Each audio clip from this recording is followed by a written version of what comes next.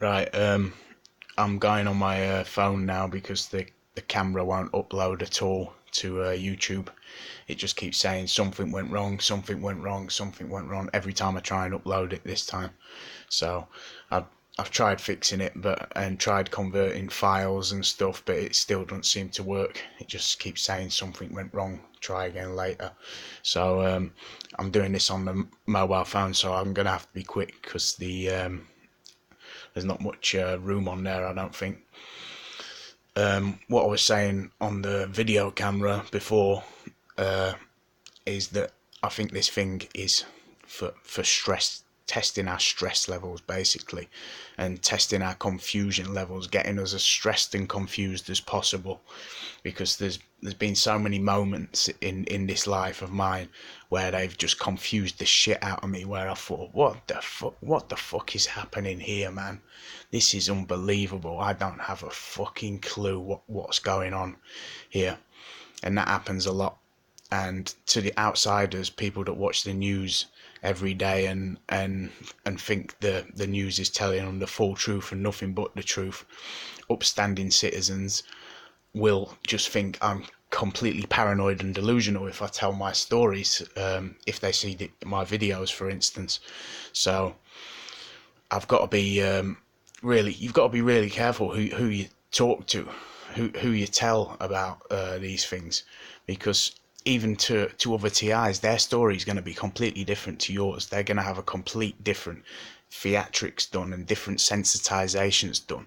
I mean, they can sensitize you to colors, to shapes, to sounds, to anything, which I have been sensitized to so many things, to loud noises, etc., etc. So yeah, I think it's all to put us under massive amounts of stress and confusion and see how we cope with it. That's why I think we're being monitored, to see how we cope, and if we cope well, if we cope at all. How long will it take us to go completely insane? How long will it take us to go more and more paranoid? Sorry, I just got a message. This is the annoying thing about doing it on your phone. You get messages continuously. That's why I wanted to upload it from the video camera, but it doesn't seem to work at all. Yeah, so your stress levels, your cortisol levels go sky high, which affects your sleep, everything like that. It tires you out, but affects you not being able to sleep properly. Your adrenaline levels go sky high too, because you might get scared. They might frighten you. They might make your heart pulse a bit more than usual, because you've just had some weird theatrics where they've completely said the exact things you did the day before, or the exact conversation you had on the phone, and stuff like that. But you're ready to predict that they're going to do it. In a way, you're worrying about it constantly, which is higher in your adrenaline levels too. So that gives you a lack of good sleep as well, if you don't burn the adrenaline off. So there's ways and methods of coping. My coping strategies are: I'll pump a load of weights.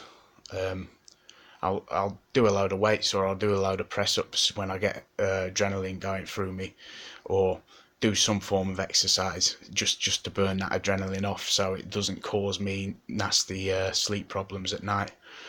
But then obviously on top of that, you're getting zapped or whacked by some weapon that is unexplainable. We can't explain where it really comes from. People have their ideas, but we've never witnessed or seen where these microwaves come from. So how can we tell exactly what it is? I mean, this thing could be satellite navigated for all we know. Mobile phone masts involved and stuff like that. Not men in vans at all. Or it could be men in vans. I don't know, because I've never caught one at it. So it's the confusion of all that also helps get to you, because the stuff will always be on your mind. They keep the things on your mind, so you never get to forget. And if you do get to forget, they'll remind you by doing some form of theatrics somewhere, I think most of my theatrics have been done in order to get me placed into a mental place, even though it's not necessarily been people working in the mental health field that have done it. They've done it before, and one witnessed that. But I've had young lads involved. There was about 6 of them waiting outside my mind class when I had a bit of a theatric day with them. I'd been drip fed bits and pieces through the weeks, which I found like a bit paranoia inducing and stuff. And then something happened that really triggered me off into a panic attack and stuff. But beforehand, before even going to this class, I had to cycle there, and it was all flat and not a long distance at all. I couldn't even pedal the bike. My legs were that heavy. I couldn't even pedal, like lift my legs up. So I struggled getting there in the first place. When I got into the class, I couldn't walk properly. Whenever I straightened my legs, they'd lock, and I'd sort of be hobbling along. So I looked a right sort of nutcase the way I was anyway. And then they did this thing that induced the panic attack. I can't tell you how it happened because it was drip fed over weeks, and then a video got played. Anyway, I went out the exit that I go out for a smoke, and there was these 5 lads all stood in a line, like in a Masonic type stance, just all stood forward staring at me. And I thought, what's that all about? Like, and a man came out from the class talking to me loads and loads. I could barely stand up. I was holding on to the bin just to keep my legs up, shaking loads. And then another lad came, he was on the mobile phone, and he kept looking round at me. Like, he must have thought, oh, it didn't work, he's not getting sectioned this time. So I think a lot of the times they've attempted to flip me out in order to get me sectioned, or in order for me to freak out and get sectioned. And being put in a mental health place didn't do me any good anyway. It's not a place that you can repair, I don't think, anyway. So yeah, it's not good, these things that happen. I've had other attempts as well, and each time I've got paranoid, had a panic attack or whatever, and held it in so no one could see that I'm having a panic attack, or hidden it as best as I could, and so didn't get sectioned or a load of people jump on me to try and restrain me, because that's what they were there for, in my opinion. They were there to run in and restrain me if I was flipping out when I went out of class. In the end, I ended up going home. But all that stuff's on your mind. You're thinking, what the hell? Why the hell did that happen? Why did this weird thing happen the other day with someone? Why did this happen? Why was that bloke talking gibberish to me? Why this and why that?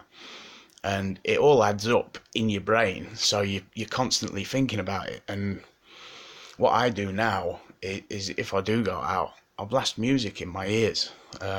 I just have music playing on full blast, so I can't hear anyone saying anything. So if someone does say something that's happened to me the day before, or something like that, I'm not going to be able to hear it in the first place. So that's a way of blocking out the stuff that goes on. The trouble with that is you're blocking out the outside world, and I don't think that's a good way. I don't know if that's the best way to go about doing it. But we've all got our own methods, haven't we? And mine is blasting loud music in my ears if I'm out, which I rarely go out. But it's the memories of the street theatrics that freak you out. Even if they're not happening anymore, which I haven't had any in ages and ages, probably because I stay in all the time, and when I do go out, I just nip out quickly. So there'd be no time to orchestrate any sort of event like that. But when it's a planned going out day for something or someone, I always worry that something's going to happen, even if it might not, because of all the other times it's happened. So you've got that intense worry in your mind. But I'll leave it at that because the time's gone on here. So thank you for listening and that, and see you later.